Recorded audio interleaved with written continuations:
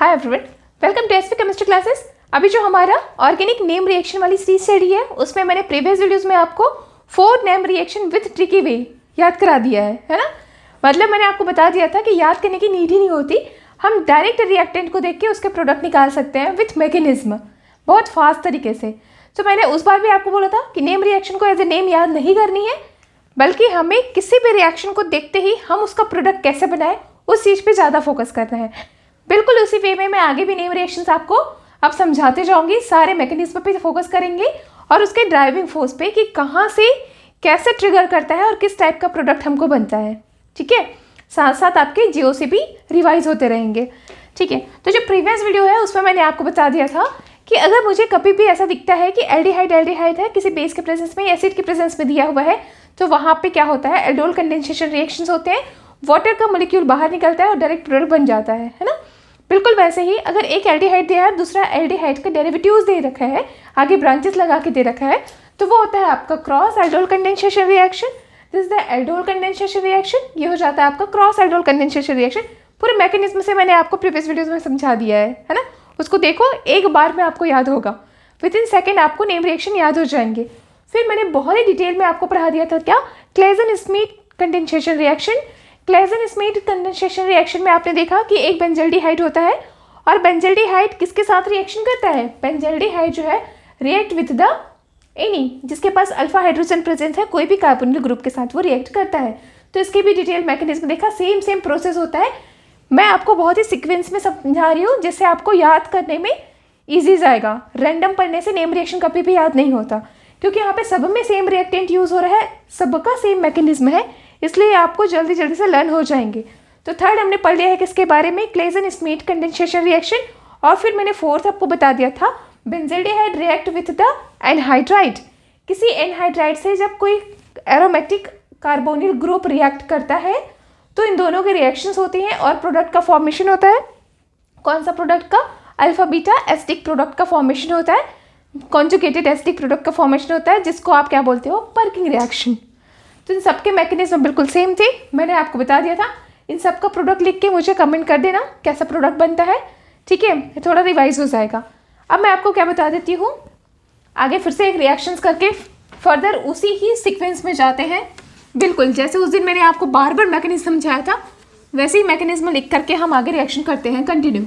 ठीक है, अभी भी हम इस पर नहीं जाएंगे कि कौन सा नेम रिएक्शन कर रहे हैं, इस पर जाएंगे कि प्रोडक्ट क्या बनने वाला है। ठीक है जी, नेम रिएक्शन कौन सा बता रही है उस पर नहीं जाएंगे, प्रोडक्ट क्या बनेगा उस पर फोकस करेंगे हम अभी, है ना। सपोज आपके पास ना क्या दे रखा है, 2 एस्टर ग्रुप दे रखा है, क्या दिख रहा है, 2 एस्टर ग्रुप उसने दे रखा है, like CH3 C double bond O OET, ऐसे 2 एस्टर ग्रुप उसने दे रखा है। ऐसे 2 लिख के कभी देता नहीं है, बस एक दे रहेगा, आपको खुद ही बाद में प्रिडिक्ट करना है आगे क्या होने वाला है। और यहाँ पे भी कोई बेस प्रेजेंट होगा, इसके प्रेजेंस में रिएक्शंस को करानी है आपको। ठीक है, तो जैसे पहले हमने सेम मैकेनिज्म फॉलो किया है वही सीक्वेंस रहेगा, इसलिए बोल रही हूँ प्रीवियस वीडियो देख लेना अगर समझ नहीं आया हो तो, क्योंकि सेम ही हम मैकेनिज्म को फॉलो करने वाले हैं। आगे क्या होगा, सबसे पहले तो हमारा जो स्ट्रॉन्ग बेस है वो किसी एसिडिक प्रोटॉन को एक्सेप्ट करेगा। यहाँ पे मेरा एसिडिक प्रोटॉन है, तो इस एसिडिक प्रोटॉन को उस बेस ने एक्सेप्ट कर लिया, कर लेते हैं, इस बेस ने ऐसे एक्सेप्ट कर लिया। ठीक है, तो होगा क्या आगे की रिएक्शंस में, कुछ नहीं, एक मिनट, यहाँ से होगा सेम चीज़ें, ये निकला, यहाँ पे नेगेटिव चार्ज, ये नेगेटिव चार्ज जाएगा यहाँ पे, ये जाएगा यहाँ पे। फर्दर आपको पता है कि ये वापस आता है और इधर वापस दे देता है उसको। ओवरऑल देखा जाए तो यहाँ पे नेगेटिव चार्ज बनते हैं, 2 होगा ना, नेगेटिव चार्ज बनेगा C double bond O OET, ऐसा बनेगा, होता है ऐसा। अब क्या होगा, इसके रिएक्शन कराएंगे किसके साथ, इसका रिएक्शन करा देते हैं हम CH3 group C double bond O OET के साथ। ठीक है, ये गया रिएक्ट करने यहाँ पे, ये जाएगा यहाँ पे, सीधे से आपको समझ आ रहा होगा। ये इलेक्ट्रॉन डेफिशिएंट है, इसे इलेक्ट्रॉन रिच। ओवरऑल मैंने एक न्यूक्लियोफाइल जनरेट कर लिया है, एक एस्टर का यूज़ करके बेस के प्रेजेंस में मैंने क्या बना लिया, एक न्यूक्लियोफाइल, है ना। अब जैसे ही एक न्यूक्लियोफाइल बना, वो न्यूक्लियोफाइल अटैक करेगा किसी इलेक्ट्रॉन डेफिशिएंट कार्बन सेंटर से। इलेक्ट्रॉन डेफिशिएंट कार्बन सेंटर से उसने आके रिएक्ट किया, यहाँ से इलेक्ट्रॉन गया वहाँ, वापस जब इलेक्ट्रॉन ऊपर आएगा तो ये जो हमारा ग्रुप है वो हो जाएगा बाहर। तो यहाँ पे होता क्या है, आगे के रिएक्शन में ये जो ग्रुप है वो मेरा बाहर निकल गया और ये दोनों आपस में अटैच हो गए। तो अटैच कैसे हुए हैं दोनों, CH3 C double bond O, और यहाँ से अटैच हो गया है एक्चुअली कौन सा group, this one, CH2 C double bond O OET, that's it. ठीक है, अब आगे क्या होगा, इस रिएक्शन में हाइड्रोलाइसिस की ज़रूरत पड़ती है। हाइड्रोलाइसिस की ज़रूरत इसलिए पड़ता है क्योंकि यहाँ पे ना अभी भी मेरे पास ऐसा स्ट्रॉन्ग बेस ग्रुप प्रेजेंट है, तो कहीं ना कहीं इसको मुझे देना पड़ता है ना। तो यहाँ पे अगर कोई एसिडिक ग्रुप हो गया तो उसका प्रोटॉन ले लेगा और इसके साथ बनेगा OETH। तो एक तो हमारा बन जाता है अल्कोहल और एक हमारा जो प्रोडक्ट बनता है, इस प्रोडक्ट को बोलते हैं beta keto ester product. Beta keto ester product का फॉर्मेशन होता है। अब बताओ, अब फिर से वैसे रिवाइज करते हैं, हुआ क्या, हमने यहाँ पे 2 एस्टर लिए, दोनों एस्टर की रिएक्शन कराया in the presence of strong base, एक न्यूक्लियोफाइल जनरेट हुआ, वो न्यूक्लियोफाइल दूसरे एस्टर पे अटैक किया और फाइनल प्रोडक्ट हमें मिल जाता है क्या, बीटा कीटो एस्टर प्रोडक्ट। अब आप बताओ मुझे बीटा कीटो एस्टर प्रोडक्ट कहाँ मिलता है, सीधे से याद आ रहा होगा, Claisen condensation reaction. This the reaction is a Claisen condensation reaction. ये जो मैकेनिज्म मैंने आपको बताया वो कौन सा मैकेनिज्म था, क्लेजन कंडेंसेशन मैकेनिज्म या उसका रिएक्शन।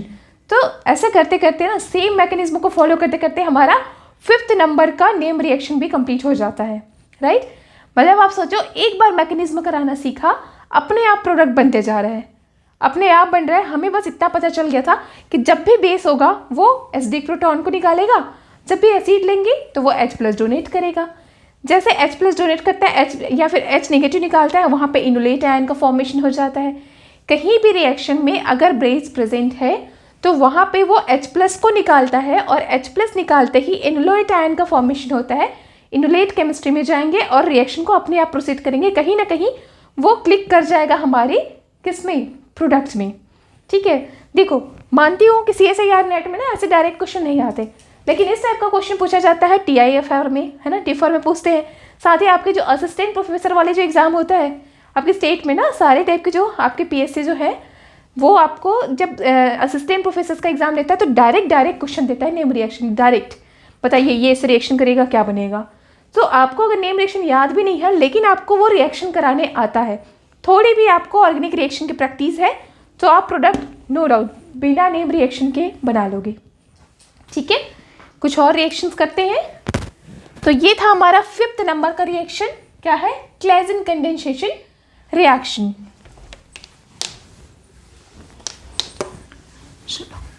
अब इसी में थोड़ा सा और चेंजेस करके दे देते हैं।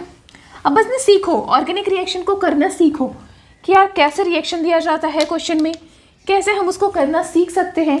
ठीक है, बस वो करना सीख जाओ, अपने आप प्रोडक्ट बनते जाएगा। मैं कुछ क्वेश्चन ले लेती हूँ, उसको ट्राई करते हैं बनाना। अब ना सपोज मेरे पास कुछ ऐसा बड़ा सा मॉलिक्यूल दे रखा है, ठीक है, ये ऐसा मॉलिक्यूल दे रखा है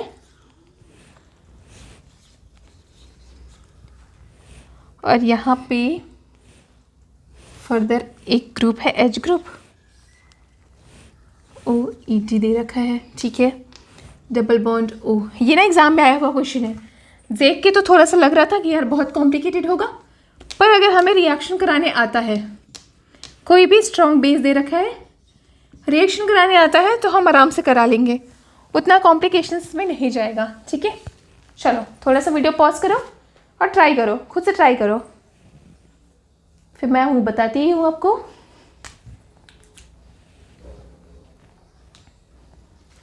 बस सोचना क्या हो सकता है, पॉसिबिलिटीज़ क्या है, बस उतना देखना, अपने आप प्रोडक्ट बनेगा, उसमें प्रॉब्लम नहीं आएगी।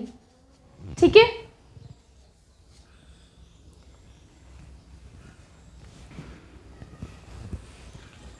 चलिए क्या दिख रहा है आपको। सबसे पहले तो मुझे इतना पता चल रहा है, जहाँ तक मैंने अभी तक आपको सिखाया है इतना पता चल रहा है कि यार मुझे यहाँ पे बेस दे रखा है।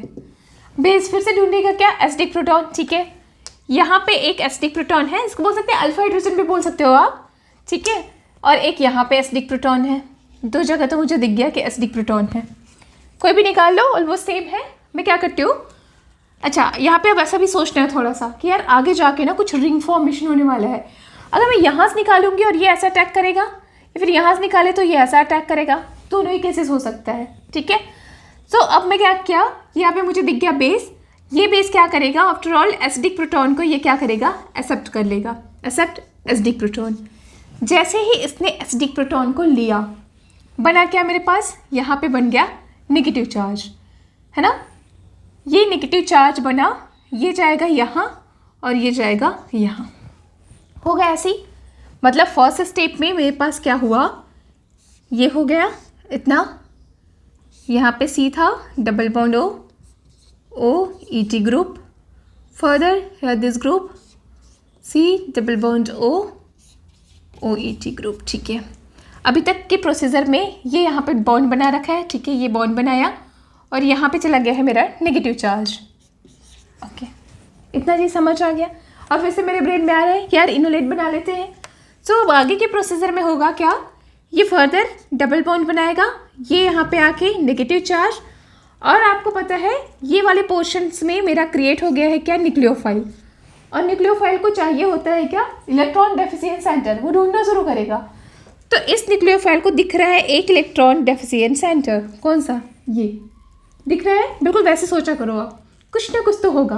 और आपको ये भी पता है कि जहाँ पे स्टेबल रिंग का फॉर्मेशन होता है वहाँ हम रिंग क्लोज कर सकते हैं, है ना। अगर मेरा ये कार्बन इस कार्बन के साथ रिएक्शन करे तो कितनी मेंबर रिंग का फॉर्मेशन हो रहा है, 1 2 3 4 एंड 5 मेंबर रिंग का फॉर्मेशन हो रहा है। आपको ये भी पता होना चाहिए कि 3 मेंबर रिंग इज़ अनस्टेबल, क्योंकि उसमें बहुत ज़्यादा स्ट्रेन होता है, ठीक है।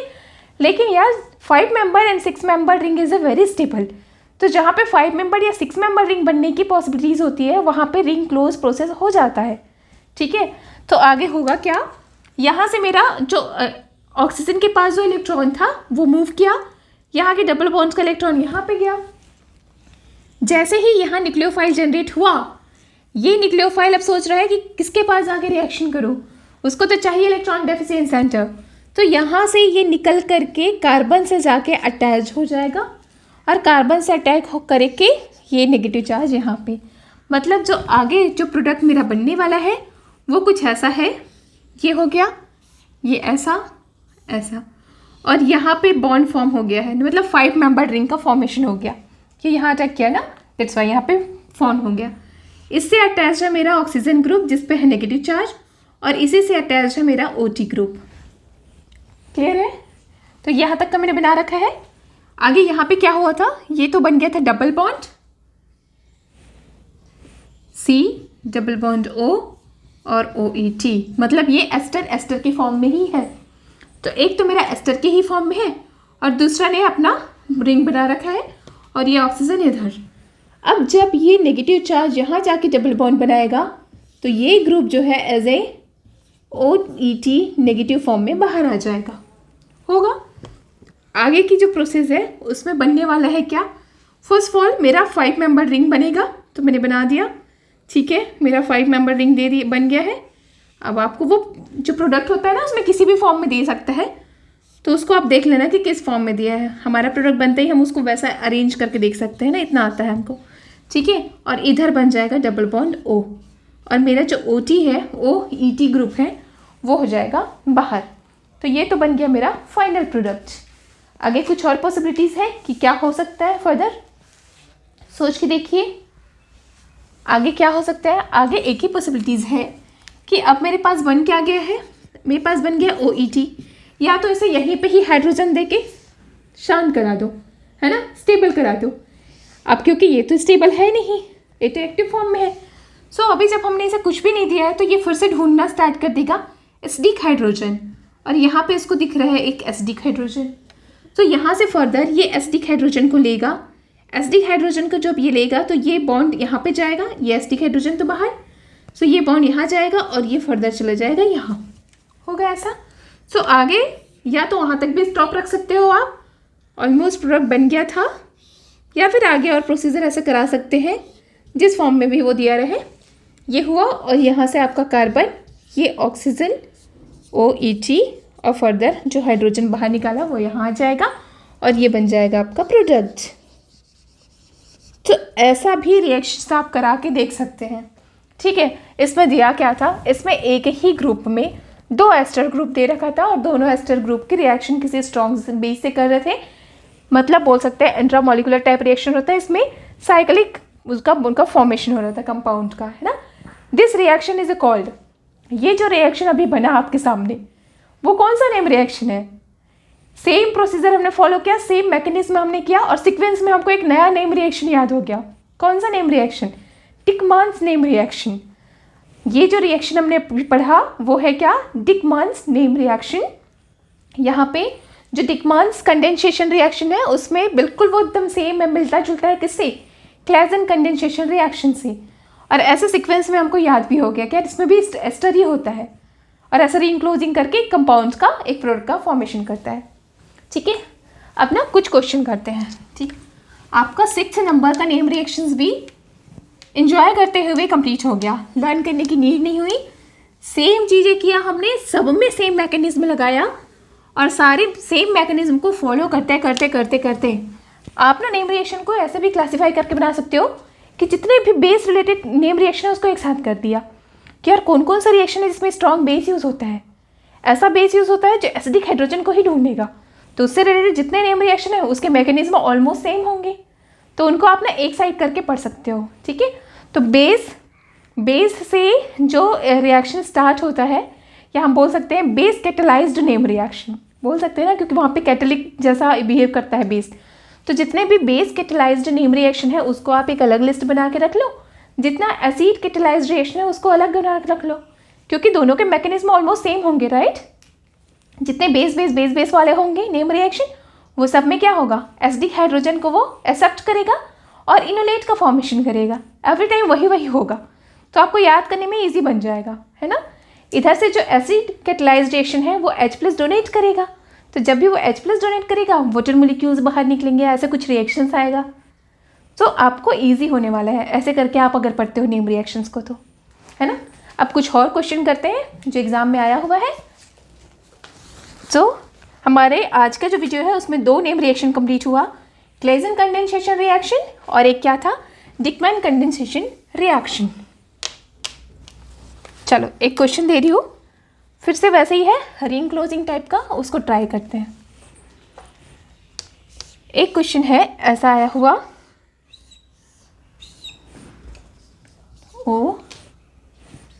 OET दे रखा है आपका। मेरा पर्पस बस आपको मैकेनिज्म सिखाना है, ठीक है। सो आप सारी वीडियो देखो तभी सीख पाओगे, और वीडियो लास्ट तक देखो, समझ के देखो। ऐसा नहीं है कि एकदम मैम कोई सुपर ट्रिक दे देगी जिससे हमें सारा नेम रिएक्शन याद हो जाएगा। ऑर्गेनिक के क्वेश्चन इसलिए नहीं बनता क्योंकि प्रैक्टिस नहीं करते हम। ऑर्गेनिक क्वेश्चन हमेशा प्रैक्टिस मानता है, ठीक है। जितना ज़्यादा मैकेनिज्म को प्रैक्टिस करोगे आपका ब्रेन तुरंत वहाँ एग्जाम में क्लिक करेगा कि हाँ इसे ऐसा बनाओ। चलो सेम चीज़ आ गया, फिर से स्ट्रॉन्ग बेस दे रखा है, एसिडिक प्रोटॉन ढूंढ लेते हैं। देखो यहाँ पे है मेरा स्ट्रॉन्ग बेस, अब एसिडिक प्रोटॉन आप ढूंढो। ये भी एक, यहाँ से देखा जाए तो ये भी अल्फा हाइड्रोजन ही है, यहाँ से देखा जाए तो ये भी अल्फा हाइड्रोजन, दोनों एसिडिक प्रोटॉन है।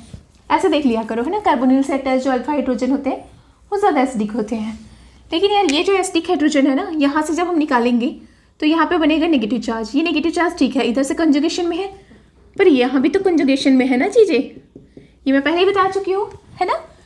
मेरा कहने का मतलब ये है कि जो कार्बोनिल से अटैच जो हाइड्रोजन होता है वो ज़्यादा एसिडिक हाइड्रोजन होता है। ये सारा हम GOC में देखते हैं ऑलरेडी, GOC आपको आना ही चाहिए मैकेनिज्म के लिए, है ना। तो यहाँ से मुझे पता चलता है कि more acidic hydrogen is this, ये जो हाइड्रोजन है वो मोर एसिडिक हाइड्रोजन है। सबसे पहले तो ये मोर एसिडिक हाइड्रोजन पे अटैक मारेगा, ठीक है। इसने इसको ले लिया, जैसे ही इसने इसको लिया तो यहाँ पे क्या आ जाएगा, यहाँ पे आएगा मेरा नेगेटिव चार्ज। इतनी चीज़ें समझ आ गई। ये नेगेटिव चार्ज जाएगा पहले यहाँ फिर यहाँ, जैसे हमेशा से होता है। लेकिन अब फर्दर क्या करेंगे हम, वो वापस आएगा और वापस आके यहाँ पे नेगेटिव चार्ज बना देगा। ठीक है, चलो इसको 1 बाय 1 सीखते हैं, फिर से समझ आएगा, प्रैक्टिस करना ज़रूरी है। आगे हुआ ऐसा, मतलब जो मेरा फर्स्ट स्टेप है उसमें एसिडिक प्रोटॉन गया, किसने ले लिया एसिडिक प्रोटॉन, हमारा जो ग्रुप था NaOET। एसिडिक प्रोटॉन लेते ही वहाँ पे नेगेटिव चार्ज जनरेट हो गया है। आप जब भी पेपर में क्वेश्चन करते हो ना, गिन करके कार्बन लिखा करो, नहीं तो बाद में हम कुछ कार्बन को मिस कर जाते हैं और प्रोडक्ट हमारा सही नहीं बनता। तो हमेशा से एक ब्रेन में नंबरिंग क्या करो कि कितना है करके। ऑर्गेनिक में छोटी छोटी चीज़ें बहुत इफेक्ट करता है ना। ये एसिडिक प्रोटॉन हमने हटाया, एसिडिक प्रोटॉन हटाते ही यहाँ पे डबल बॉन्ड बन गया था और डबल बॉन्ड के बाद यहाँ चला गया था नेगेटिव चार्ज। आगे होगा क्या कि ये नेगेटिव चार्ज वापस मूव करेगा और यहाँ पे आ जाएगा ऐसे नेगेटिव चार्ज। ये नेगेटिव चार्ज फर्दर ढूंढेगा अपना एक साइड्स जहाँ वो अटैक मार सके, है ना। इसको थोड़ा ठीक है, अब ये अपना अटैक साइज ढूंढेगा तो कहाँ है, आप देख ही पा रहे हो कि ये है इलेक्ट्रॉन डेफिशिएंट और कितने मेंबर रिंग का फॉर्मेशन हो रहा है वो भी काउंट कर लेते हैं। जैसे 1 कार्बन 2 3 4 एंड ये 5। अभी भी मेरे पास क्या हो रहा है, बिल्कुल पहले जैसा डिकमैन रिएक्शन कराया था उसी का ही क्वेश्चन है। डिकमैन रिएक्शन कराया था बिल्कुल वैसे ही यहाँ भी साइक्लाइजेशन पॉसिबल है क्योंकि 5 मेंबर रिंग का फॉर्मेशन हो रहा है ना। तो यहाँ से यहाँ 5 मेंबर रिंग का फॉर्मेशन होगा और ये जाएगा ऐसे। इतना चीज़ें आपको समझ आ गया होगा। मतलब रिएक्शन में होगा क्या, आगे मेरा 5 मेंबर रिंग का फॉर्मेशन होगा तो पहले मैं 5 मेंबर रिंग ही बना देते हैं। ऐसे ही किया करो, नंबरिंग करके सीधे बना दिया करो, प्रोडक्ट बनने में ना ईजी हो जाता है। यहाँ से यहाँ तक का 5 मेंबर रिंग मैंने बना दिया है, ठीक है। यार जहाँ से इसने बॉन्ड बनाया है ना, ऐसे जिस एरिया से इसने 5th नंबर से, लाइक ये मेरा फर्स्ट कार्बन था, 2nd 3rd एंड 4th और ये 5th, तो जो मेरा 5th कार्बन है उसमें अटैच है ऑक्सीजन ग्रुप जो नेगेटिव चार्ज में है, ऐसे इसका आ गया था ना इलेक्ट्रॉन, और यहाँ पे है मेरा OET ग्रुप, ठीक है। यहाँ पे है आपका further C double bond O और ये है आपका CH3 ग्रुप, इतना है ना। आगे फर्दर क्या होगा, ये यहाँ जाएगा और इसको बाहर निकाल देगा। आगे के रिएक्शन में OET एज ए बेस बाहर निकल गया है और यहाँ पे फर्दर सेम जैसे थोड़ी देर पहले प्रोडक्ट फॉर्म हुआ था वैसे ही product double bond O, C double bond O और CH3 का फॉर्मेशन हो गया। आगे के रिएक्शन में या तो यहीं पे ही हाइड्रोलिसिस करा देते हैं, तो हाइड्रोलिसिस कराने से एक प्रोडक्ट ये बनेगा और प्लस आपका ETOH बन जाएगा, या फिर फर्दर वैसे ही रिएक्शन कराओ, एसिडिक प्रोटॉन में अटैक करा दो। तो ये तो है मेरा एसिडिक प्रोटॉन, यहाँ पे एसिडिक प्रोटॉन में अटैक करेगा। चलिए ये तो प्रोडक्ट आपको समझ आता है कि ऐसे भी रोक सकता है ना। या नहीं तो अभी भी मेरा ये जो बेस है वो क्या करेगा, एसिडिक प्रोटॉन में अटैक करेगा और ये यहाँ पे और ये नेगेटिव चार्ज यहाँ पे जाएगा, ठीक है। सो होगा क्या, फर्दर यहाँ पे नेगेटिव चार्ज गया। आगे अब यहाँ पे ना 2 एसिडिक प्रोटॉन दिख रहा है, कैसे, एक ये एसिडिक प्रोटॉन दिख रहा है और एक ये एसिडिक प्रोटॉन। अब बताओ कौन ज़्यादा स्टेबल एसिडिक प्रोटॉन है, सोच के देखो कि कौन सा जो है वो ज़्यादा एसिडिक प्रोटॉन है।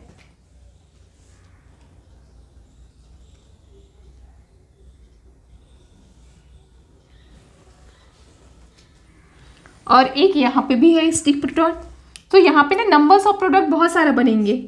एक यहाँ पे एसिडिक प्रोटॉन है, एक यहाँ पे एसिडिक प्रोटॉन है और एक यहाँ पे भी एसिडिक प्रोटॉन है।